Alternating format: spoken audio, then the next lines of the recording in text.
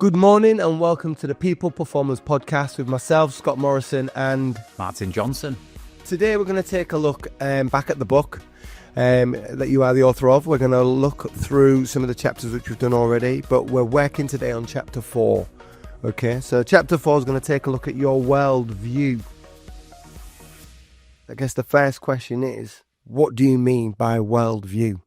Yeah, I liked writing this chapter in the book because it really got me thinking at quite a deep level around where everything comes from, all our behaviours, all our reactions, the way we see the world. And I was trying to think, like, at a core level, at a fundamental deep level, what is it that governs everything?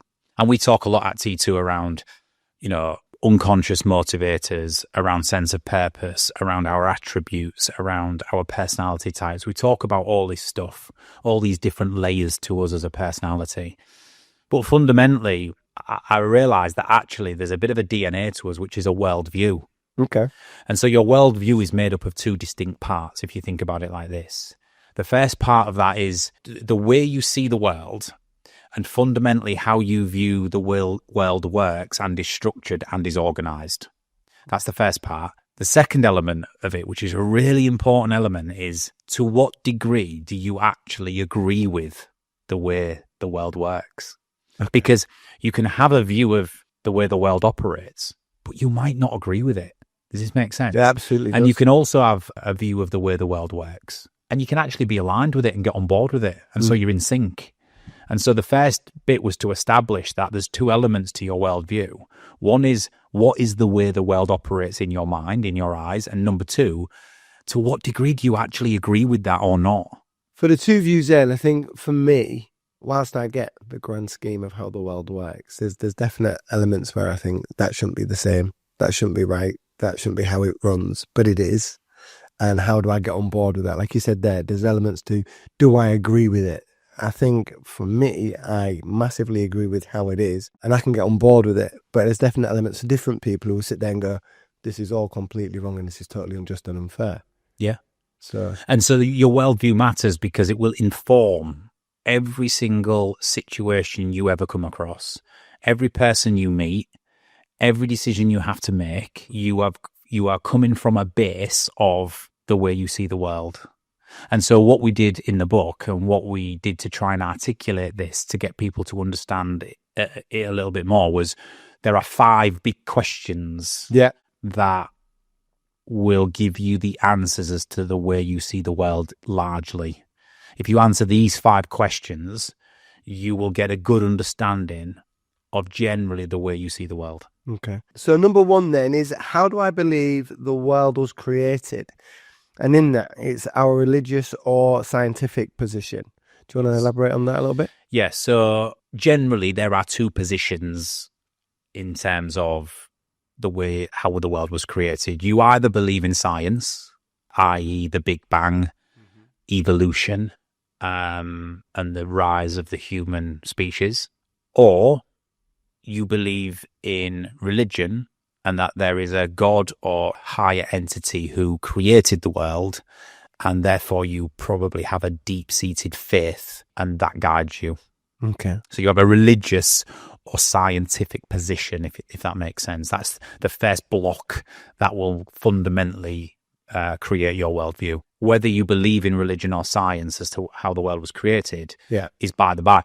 If it serves you well, then fantastic. But generally, as we know through the history of the human species, religion, certainly over the last 2,000 to 5,000 years, has played a huge role in the way we see the world and the way we function and operate. Yeah. And obviously emerging science over that period of time, probably more later than the religious view, the scientific understanding of the world has evolved over time. And therefore you have people who go, no, I don't believe in religion, I believe in science, and that we've evolved over a vast period of time, starting with the Big Bang. Okay. Do you mind me asking which way you lean? Yeah, no, absolutely. My answer to this question is scientific. Okay. If you think about everything we do here at T2, it's built on science and neuroscience and understanding facts, data, and evidence about humans and how we behave and how the brain works and all of that type of stuff. Yeah, I I formed my opinion over the years that, given what I've consumed and understood about the world and evolution, and given some of the evidence and data around that, my position is scientific. Okay, good stuff. The second question is, how do I believe the world operates? So the way the world operates is made up, if you think about this, is made up of your political views, your societal views, your environmental views. So this is like you looking at the world and going, humanity operates in this way. Right.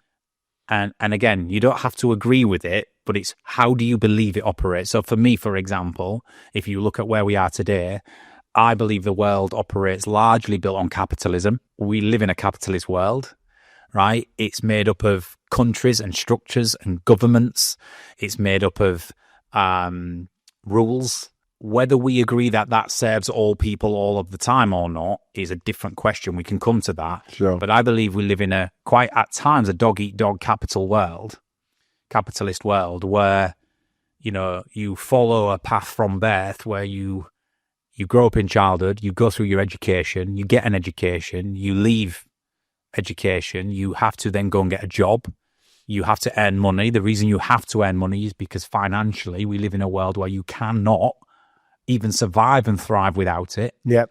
And then, you know, the people who embrace that and do well for themselves tend to have more freedom of time and choice and luxuries than others. Does that promote equality? Is that right? I'm not here to say yes or no. I have my view on that, but I believe the world operates in exactly that manner. And it jumps straight into number 3, which is, do I agree with or accept how the world operates? So do I agree or accept with what I've just described? Largely, yes. And that's only my view. And the reason I say that is because we've come so far by using this system, you know, from the very early hunter-gatherer stage of forming communities to the agricultural revolution and farming, to then, you know, the industrial revolution, the coinage and putting value on goods and the exchange of goods. And all of a sudden the capitalist world was born. And yeah, I think we've tried different systems throughout the ages and it's failed. Yeah. We've tried socialism. We've tried doing different things, but the minute you de-incentivize a human being from being able to benefit from their actions, it all falls in. And so we haven't found a better system. So although it does create a power divide and it creates the rich and the poor and the class system, I don't think in general, from a production and an evolution perspective, we have created a better system yet. Mm-hmm. So I largely agree with it, yeah. Yeah. And I think that with that one, do I agree or accept? I think I'm along the lines of I accept. I get how it's going to be. That's how it is, if that makes sense. So I'm on board with that. You've made a really good point there, Scott. Agree or accept. You can have a worldview and you don't have to agree with it. But if you accept it, then you are sort of saying, I am now accepting that I have been presented, that I've lived in a time where this is the system and I've got two choices. I can be angry at it, or if I accept it, I can do all I can to make sure that I thrive and make a difference and provide and whatever it might be. Absolutely. Absolutely. Okay, cool. So 4, what are my motivations and values? And this obviously is, I imagine this to be a wider scope for a lot of people, but... Yeah, so this is your moral position. Mm-hmm. So when this comes to your so the first 3 questions are talking about the world. So religion or science, it's talking about political systems and how the structures work. Do we agree with it or not? This one comes to you, what are your personal, motivations and values? And this gives you your moral position. And so what we do here at T2, Scott, is we provide a tool called Print, mm-hmm. which gives you your unconscious motivators. For example, mine and yours are similar. We share motivations. We're heavily motivated to be strong and self-reliant and independent, which promotes individualism, which we'll come to. Yeah. And we're also very motivated to succeed and achieve. So if you think about that capitalist world I just described, because we accept it and we have motivations to both be strong and self-reliant and succeed and achieve, then we're sort of aligned with the way the world works. Yeah. Which means we aren't going to get too caught up in being irritated, frustrated and resentful, right? We aren't going to become the victim of our circumstance and environment. We're motivated to succeed within the system. Does this make sense? Yeah, and if you had, absolutely. and say if you had completely different motivations, like to have peace and harmony in the world and to have meaning and make a difference, you are not so aligned with the way the system in the world works. So that could cause a bit of a challenge for you if your deep moral, Yeah. inner workings are not aligned with actually the way the world operates. You're out going to there. be challenged more, aren't you? As Yeah, an you are. individual? You are. Yeah. Okay, cool stuff. Number 5. So the final question we have here then is, what happens to us when we die? I mean, that seems a really strange question to ask out loud. You can read it one way, but when you say it out loud, it comes across differently. So I guess this is more about what are people's views of what happens next. Is it a case of that's it? Or is there more to it? It's a really sensitive question. And again, if I was sat here with my wife, she would hate this question because I think one of her biggest fears is dying or not being here anymore. We've all been there where it's a scary moment where, we're of an age, Scott, where we're halfway through, sat here today. Yeah. And it's gone like that. Right. And it's a sobering thought to think once that's repeated again, it's all gone. It's over. Right. So this is why I fundamentally understand religion in a way, even though I'm not religious. Yeah. I don't believe it's true. Doesn't mean to say I'm right, but that's my opinion.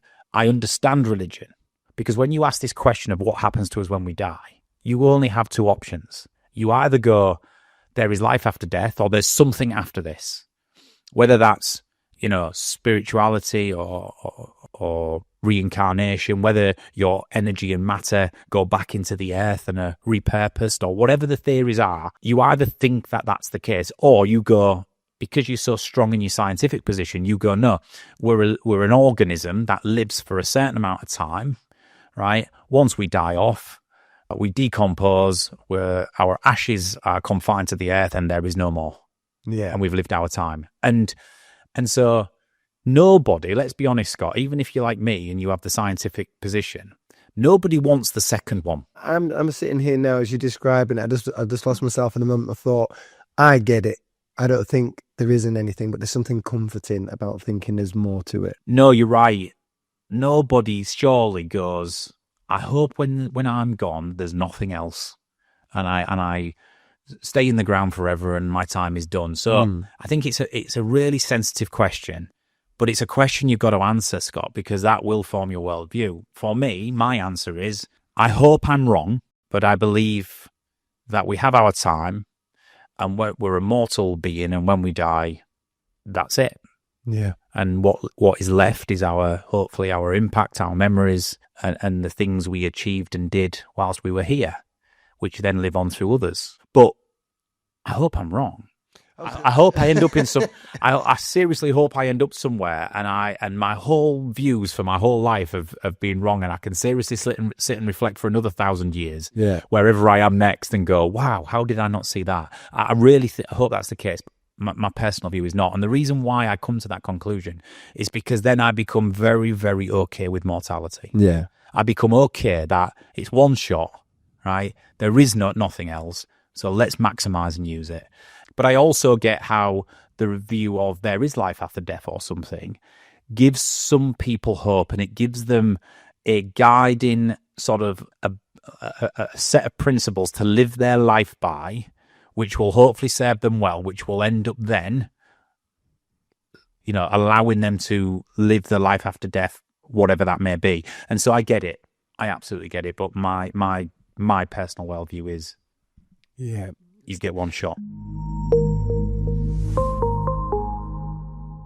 You talked to me earlier on about the 10 potential outputs, or a wider view of views. We talk about humanism, pantheism, optimism. There's a few different variations, and I won't go into them all at that rapid speed. But we'll take 2 of them at a time, because there's lots. This list that I put in the book is not the only elements that can form a worldview, but they are, let's say, the 10 elements which will absolutely be the mainstay of it, given them 5 big questions. Sure. And so you'll have polar opposite views. So you take them in 2s. Right. So you'll answer a bunch of questions and you'll come out one or the other. So for more dominant in one or the other. So for example, the first question that you asked, Scott, was how do we believe the world was created, religion or science? So if you believe the world was created by science and evolution, you will have a worldview which is built on humanism. Yep. Humanism is the world is a natural place based on science and reasoning. If you're more of a religious person who believes in God or a higher entity, your worldview element will be pantheism. So if that makes sense, it'll ask you a bunch of questions and it'll say, okay, so your first result is you're more humanism, which means you believe the world was created naturally by science and reasoning. Makes total sense to me. Okay. So that's the first question. Then you have optimism and pessimism. Everybody knows these. These are the two parts of the worldview that we all use in our vocabulary every day. So optimism is, I believe the world's my oyster, and I believe you can achieve anything you want to, and you have that positive outlook on life that anything's possible. Pessimism is that sort of more skeptical, negative element of a worldview where you go, well, I'm just this big in the world and there's a huge environment out there and I don't control my circumstances and my destiny. It's purely down to luck or fate type thing. So as an influencer, manager, leader, entrepreneur, what would you class yourself as in that? Would you be the optimism? Yes, absolutely. I think I definitely have a higher degree of optimism than pessimism. Mainly in I do believe, despite challenges, despite obstacles, despite this very complex world, I still believe if I put my mind to it, you can achieve anything you want. You'll make your way. Yes. Absolutely. Okay, cool.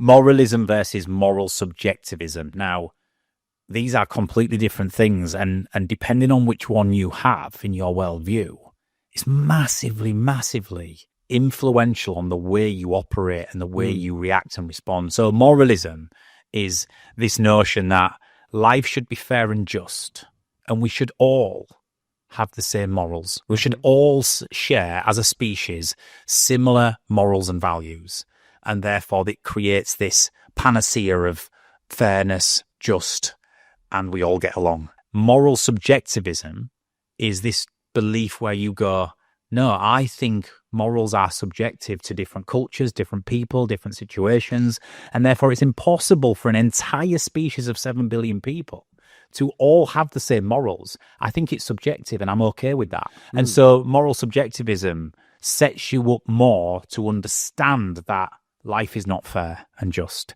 People don't think in the same way, and appropriateness is in the eye of the beholder at times. Yeah.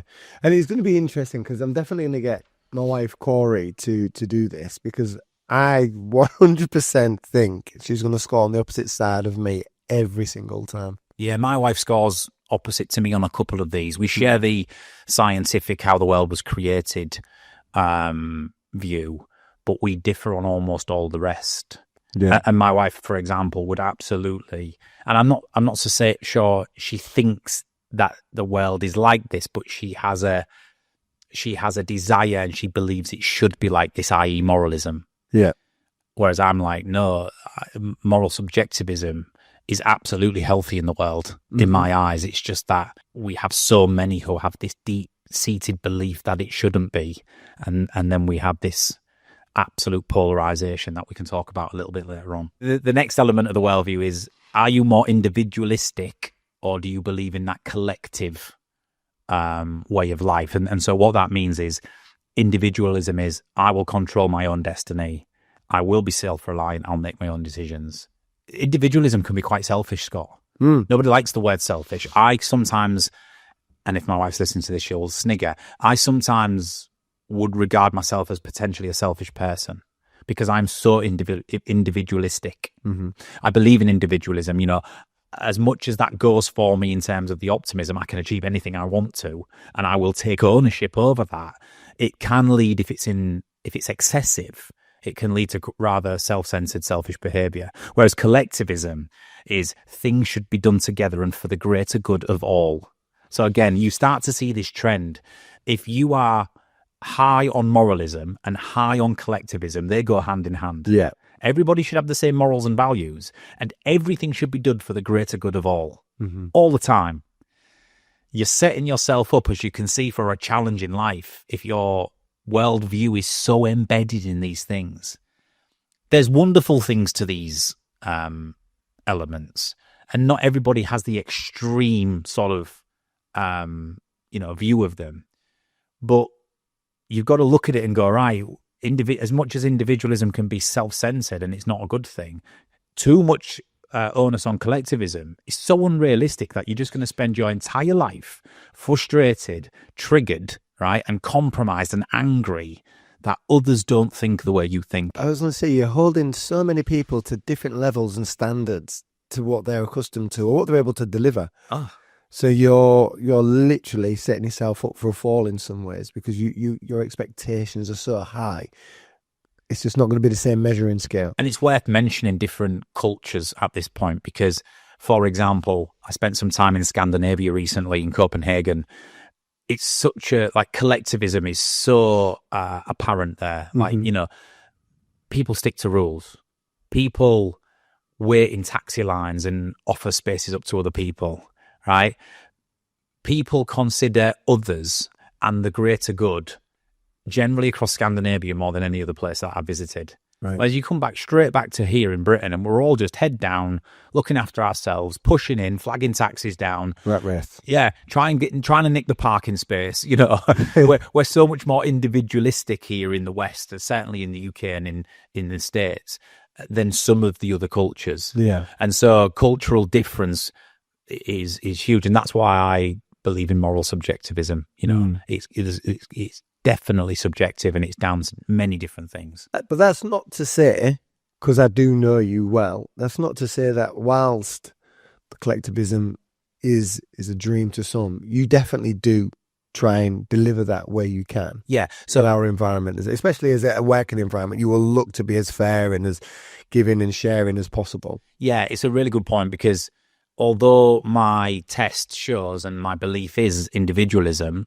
because that's fundamentally the way I've decided to attack this world that I believe is built on capitalism and rules and structure and governance is with the right people around me and in certain situations, I absolutely believe in the elements of collectivism. I absolutely believe in there's certain things in life where you can't go alone and you've got to obviously try and think of everybody and it's for the greater good of all. And therefore I can dial that up and I can recognize situations where that's so apparent and relationships that are important to me and people that are important to me. But for the other 7 billion people on the planet, I ain't going to lose any sleep if they're not showing collectivism. No, fair play. In my first book, I Am Human, 30 Mistakes to Success, I talk in one of the final chapters about the 3 circles of influence. And I talk, typically people go friends, family, acquaintances. My inner circle is my family. My second circle is my friends and my outer circle is my acquaintances. I don't like that because sometimes if you just stipulate to family, friends and acquaintances, sometimes family members can be the most toxic people. You don't want them in your inner circle, right? Yeah. And so be careful who you put and how you define that. But if you think about it, any human being could probably define their 3 circles of influence, right? Inner, second layer, outer, to probably 50 people. The pause is me thinking. I mean, your outer circle could be hundreds. If you say in acquaintances and either, sports teams or friends I catch up with every now and then, or who I went to school with, or work colleagues, or clients, or whatever it might be, you might be bigger. But certainly in your first 2 layers, you're going to be even less, right? You're going to be 100%. Maybe less than 20, 25. So my point being is, I'm individualistic because I believe that in general, the world operates that way, and I have to be individualistic to get on within it. However, I will absolutely value collectivism within my first 2 circles. But that's 25 people out of 7 billion. No, but that, but I think that's relevant. It is definitely relevant because people listening to the podcast is hearing that first line, like, well, how's he built something? How's he got people working for him? Because there is a very strong foundation of how we work as a group in that collectivism area. It's also situational. So although you have a worldview, which is built on a certain element, if you've got emotional intelligence, IQ, and you've got a growth mindset, right? you will recognize situations where you, like we talk about it all the time in leadership, Agree. where you dial up certain behaviors where it's appropriate to respond in a certain way to a person or people in a situation. So I think there's other elements at play, but at least my flagstone, my deep-seated worldview would be set more on the side of individualism than collectivism. Okay, got it. And then the next two is Stoicism and Entitleism. You nearly got it, but Stoicism, and Entitleism. People hear these terms and sometimes they're the ones that are a little bit more great to understand. Stoicism, if you've ever read about the Stoics and Stoicism, I would recommend you do it or find a podcast on it because it's quite fascinating. But the Stoics and the Stoic approach is, life is tough. Life is about enduring pain, right? It's about discomfort. It's about challenge and adversity. And so the Stoics build themselves and pride themselves on being the best at enduring and being resilient and durability. They say if you form a habit of and accept that suffering is part of life, then you're going to be a damn sight better at doing it, and you're going to be a damn sight, you're going to get through life and ultimately have, more fulfillment.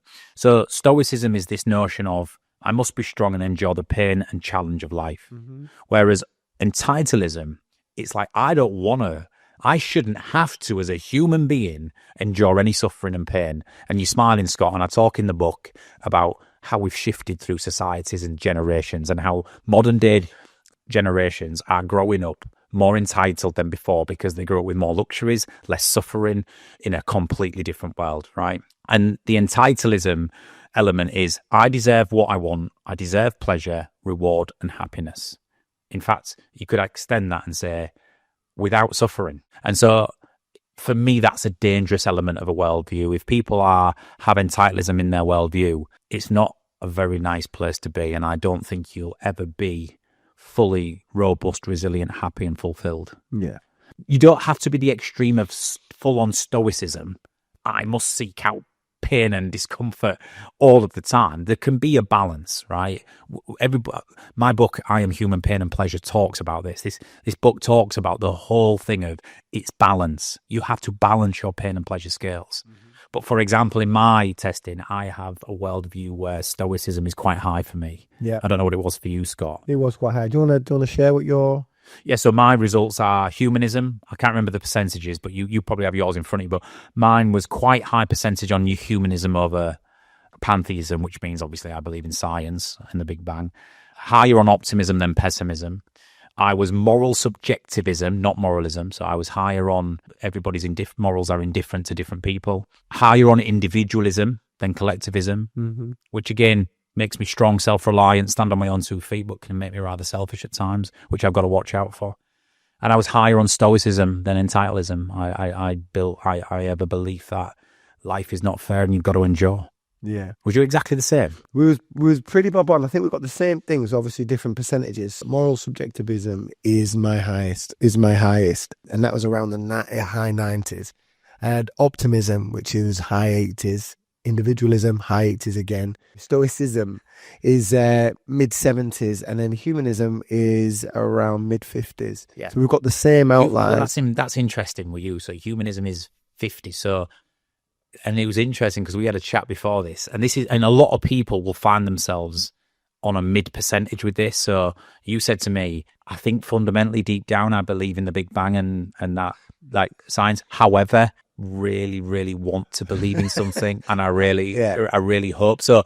You'll find yourself like my humanism was 80% So I think I'm so far down the science route that I just have lost probably all hope of anything like that. Although there's an element of me that's wishes. But I think you're really split, and there'll be a lot of people listening to this who are like you. I think that's the case, and do you know what it is? I don't know if it's because even in being a parent as well, the scenario of, there's certain elements that come from the Bible, and just, I don't know, just little things that I want the boys to think about in being a better version of certain things and thinking this way. And we go to church every Christmas Eve, we do some certain things. Do you know what I mean? There's certain things that I like to believe in, but I like to believe it. Do you know what? And this is what I'll always say when people argue about religion and science, and extreme religion has caused a lot of the world's problems. Let's not beat around the bush. Religion has caused wars. Or it's the big. I was going to say it's the biggest right? turnout in wars. Yeah. But for most people who are religious in balance, what it gives them is a blueprint for life.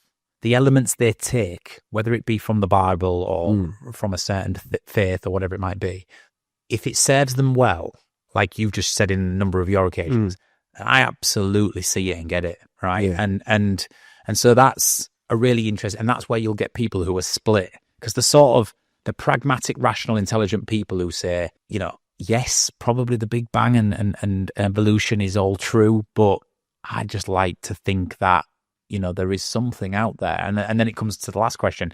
Nobody wants to die and nothing later. So if I absolutely keep my mind open, then that could still be an opportunity for me. So I think that's the question that will split people the most in terms of the percentage. But, people avoid these conversations. I say, ask yourself the questions and have them.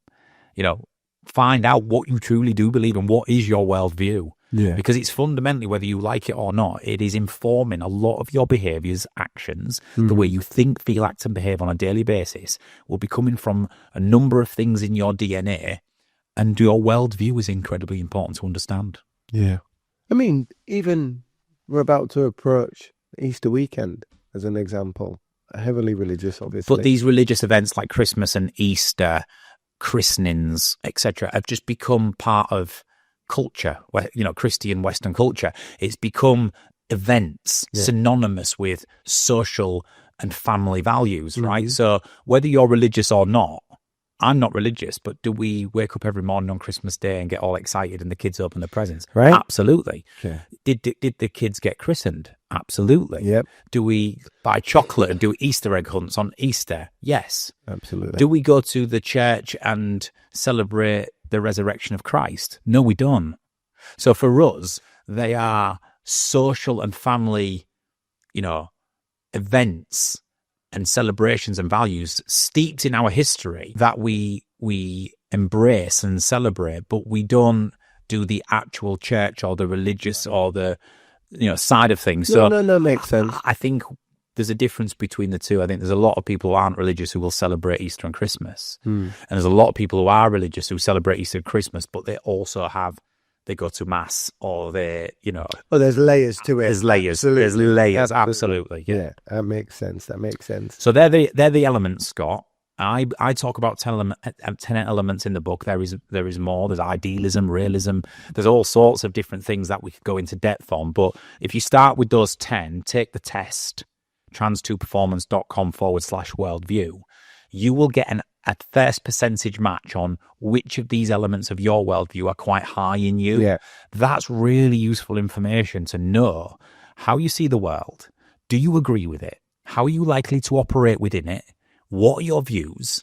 And what are your morals, values, and motivations? As a result. And just in the book itself, you give two very good examples and you use the names John and Sarah. What was the reasoning behind that? These are two real people who answered these questions, but we protect their identities, and I call them John and Sarah in the book. John and Sarah ask the 5 big questions. They are polar opposite people with polar opposite views. And so what I do in the book is I talk through what their worldview elements are and give examples of pros and cons of how that's going to play out for them in certain situations. The good thing about this, Scott, is there's no right or wrong. Sarah's not right and John's not wrong, and John's not right and Sarah's not wrong. Sure. For example, Sarah believes in science, John believes in religion. Sarah is more individualistic, John believes in collectivism. Yeah. John believes in moralism and that everybody should share a similar faith and a similar set of morals because he's religious and that's what guides him. Sarah believes in moral subjectivism. So I present the cases in the book and talk through how two people can have two different worldviews. That is okay, but how that's likely to serve them well or challenge them given actually how our world functions and operates at this present moment. Yeah. So it'd be worth probably going into that. I think, yeah, definitely have a look in the book and have a read through that. I think it makes a lot of sense to me to see the two sides or the flip side of the mirror, if you like, or double-sided coin. But yeah, it makes total sense.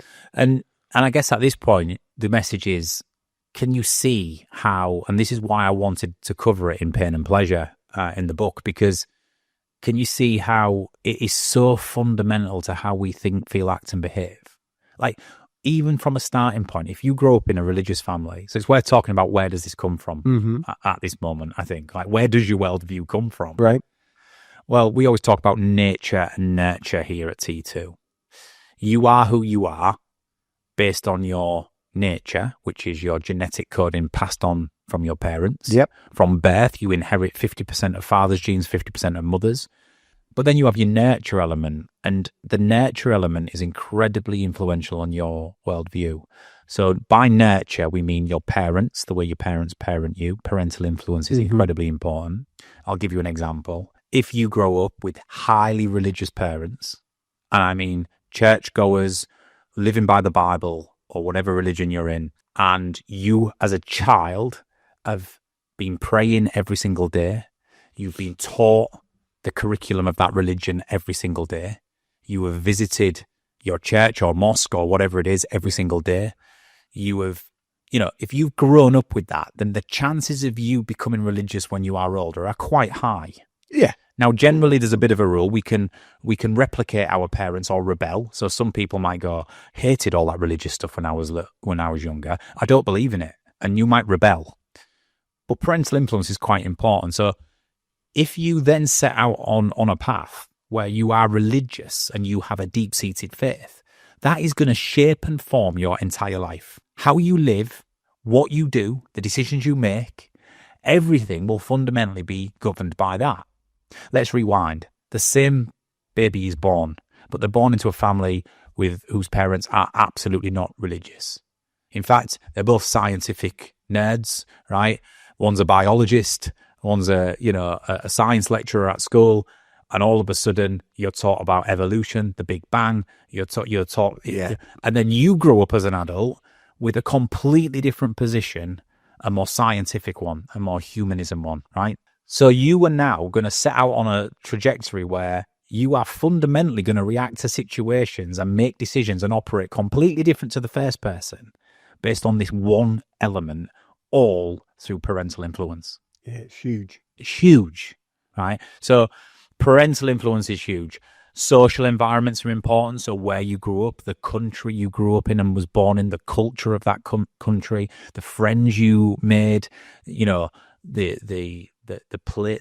village or city you grew up in, all of that societal impact will also shape some of this worldview. If you grew up in a very, a bustling city, high capitalism, higher class of people, lived in a nice house, parents had lots of money, you might grow up and go, this is the way of life, right? I have these views where I have to be individualistic, get on in life, and I have to make some money. The same could be said if you grew up like me in a council estate in a very working class area without those things. I could become a victim of that and go, the world's against me, capitalists are bad, I believe in socialism, and I'm going to fight all my life for equality. Or I might go, Scott, which I did, this is not for me, right? The world, if you want to get on, you can, but I'm going to make some of my life so I have better. Yeah. And so there's no exact science to it, but your social environment matters. It can either thrust you into a direction to say, I want to be anything, I want to have anything but what I had. Mm-hmm. Or you can say, no, this has now formed my opinion of where I am, what class I'm in, and I'm going to fight, if that makes sense. Yeah. And so societal impact has, and the third one is educational. The quality of education we have, our educational influences, you're born with a level of IQ, but you can improve that IQ with quality education. That is important because if you can raise your IQ and have education, you can critically think. You have high degrees of pattern recognition, problem solving, spatial awareness, which then informs certain elements of your worldview. So that's where your world comes from, your nature and your nurture. But I always say this, and my experience tells me this, and I write it in the book. I think parental influence is probably the biggest one. The biggest one. And I think, like you say, the influence of that via the parenting, and it works differently for everybody. We talk about sense of purpose in relation to proving a point. Can it be proving somebody right, somebody wrong, or, literally proving that point? I think with certain elements, it's a good example and there's a bad example, and it depends which one motivates you, because there can be a bad example, it can motivate you to do the right thing, whereas a good example, you can motivate to follow that shape of work, if that makes sense. So yeah, it's interesting, isn't it, where you are with your parenting and how that comes through for you, because everyone's different. Everyone has a different parental journey. How you interpret, what I can never answer, Scott, which I get asked all the time, is what makes some people rebel against their parents versus some people replicate? Yeah. What is it that me and you could grow up as brothers, as an example? There's loads of examples of this, by the way, in the data. Me and you could grow up as brothers with the same parents in the same city, with the same parental influence in the same social environment. We could be struggling, working class. Our father is a staunch Labour supporter. So is 6 generations previously. It's been ingrained in us that we will always vote Labour. We should never vote for Conservative. It's been ingrained in us that there's systemic injustice in the world, that the rich and powerful are horrible people. Trust nobody, X, Y, and Z, right? Let's say that's how we grow up. Yeah. We could reach adulthood. I could follow in that path, become incredibly resentful of the world, decide that I can't possibly get my way out of this and it's all against me, continue voting Labour and banging the socialist drum for the rest of my life, and sort of following in the same footsteps and replicating that behaviour. Whereas you could go, I'm not having this. It's not for me. I'm going to move out of this city. I'm going to go and get myself an education. I'm going to go and get myself a job. I'm going to make myself some money, and I'm going to live in the middle class or the upper class, because that is the world we live in. And if I want for more, that's what I'm going to do. And me and you go in completely different paths. The question is what does sibling one me? What happened? Why have I replicated that life, behaviours and views, and why have you rebelled against it and formed your own? I don't know the answer to that question, right? There's probably something in you, perception-wise, where you've just gone, no. It could be genetic. We just don't know. But the reality is you can rebel or you can replicate. And I think more people replicate than rebel. I think the rebellious ones are the few. And the reason I'll say that is, take political voting, for example. You only have to look at the electoral register and the voting over the last 100 years in certain demographics around the country, using the UK as an example. And there's a reason why northern working class cities, some of them have voted Labour for beyond 50, 60 years in a row now. Even though some of those manifestos and leaders in recent Labour years have not been worth the vote on the paper, because a lot of people cannot bring themselves to vote for anybody different because it was ingrained in them as a child that these are the devil, right? This is the way forward. You represent the people, you represent your family. This is what it is. Now, so I believe voting trends give you an idea that a lot of people replicate, certainly political standpoints and beliefs when it comes to a worldview. But there is the minority who replicate. Who rebel. Yeah. Yeah, it's definitely interesting. For the record, I rebel. Yeah. I think I rebel against my family norms, definitely.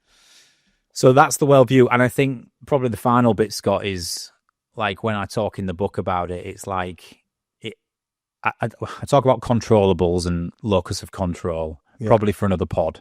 But I want to touch on this point, mis and disinformation, and how that's supercharging, rocket fueling polarization. I know you're passionate about this. Yeah. So give me an example, because I'm not sure everyone at home or people listening will understand this. Explain it to the guys how you explained it to me earlier on, where the gap is now widening and people are getting views. You used a couple of different examples earlier on. I don't know if I want to use them ones again. Yeah, I mean, I think for centuries we had worldviews, or of course, but we were more likely to challenge them than we are now today. We were more likely to put them on in the middle of the table and say, am I right?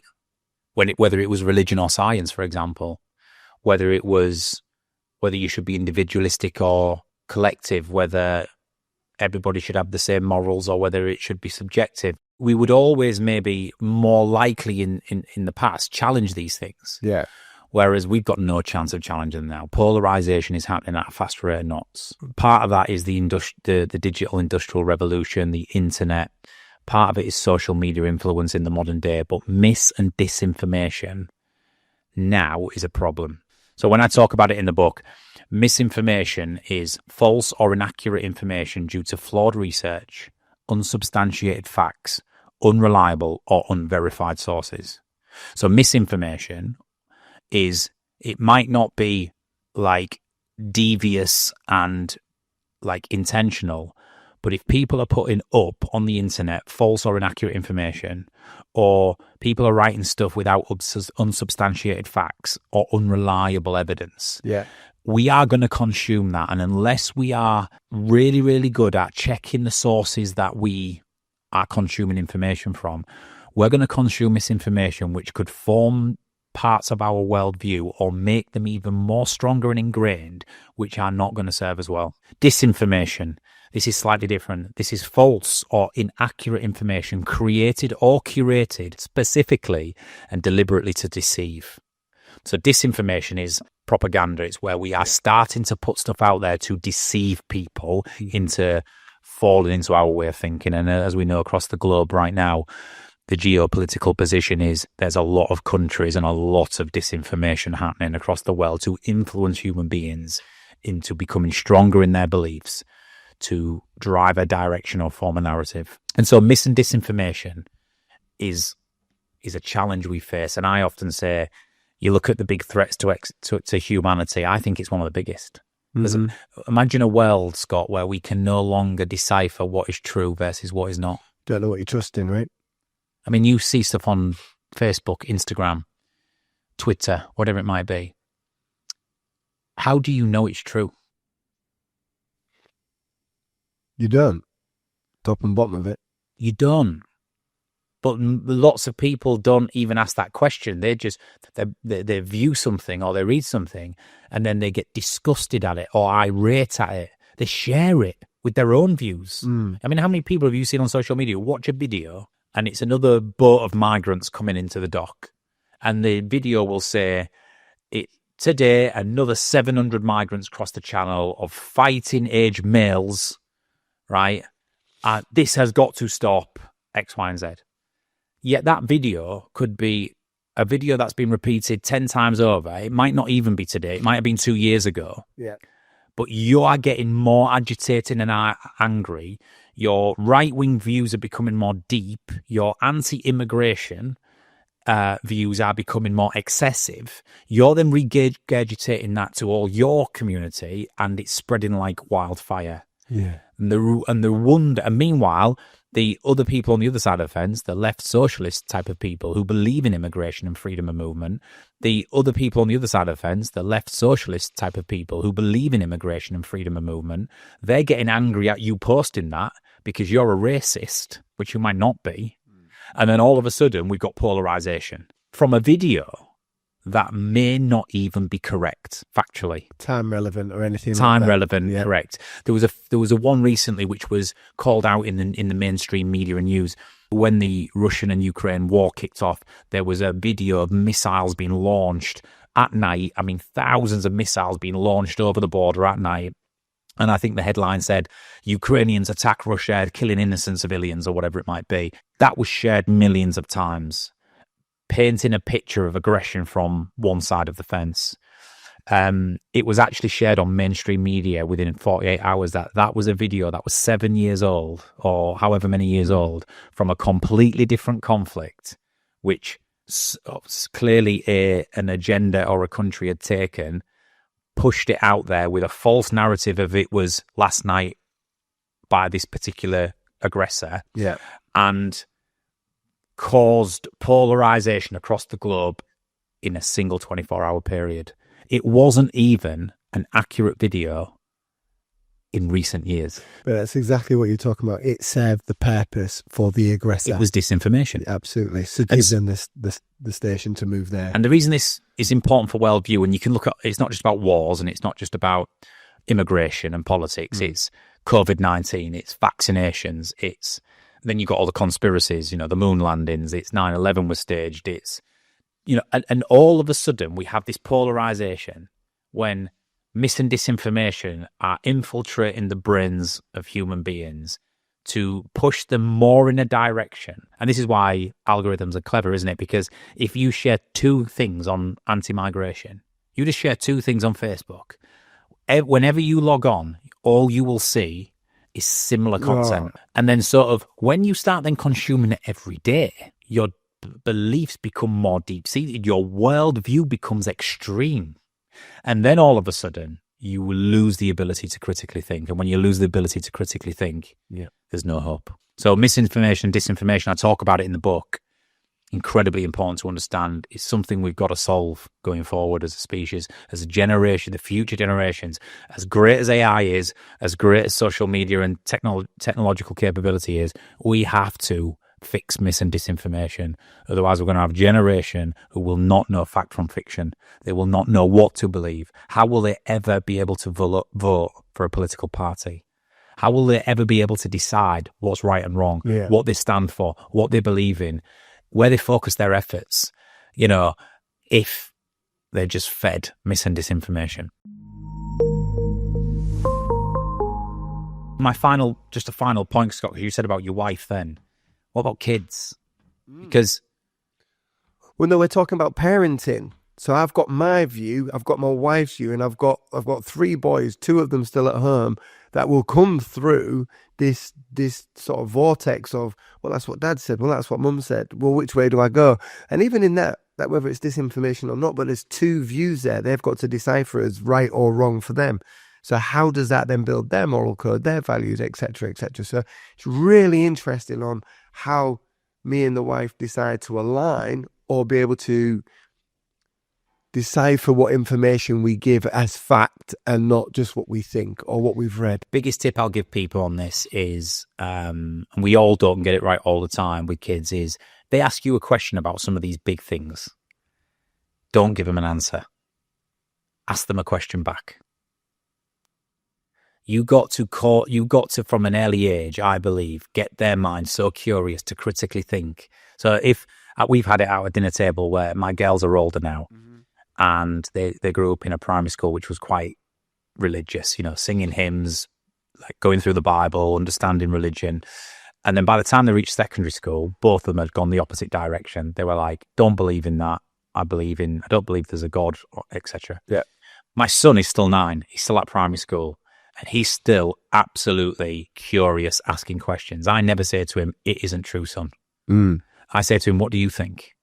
Do you believe in Jesus? And he's like, well, yes, because I've studied the Bible and I know about the disciples and I know, and I'm like, absolutely, yes. So I'm asking him questions.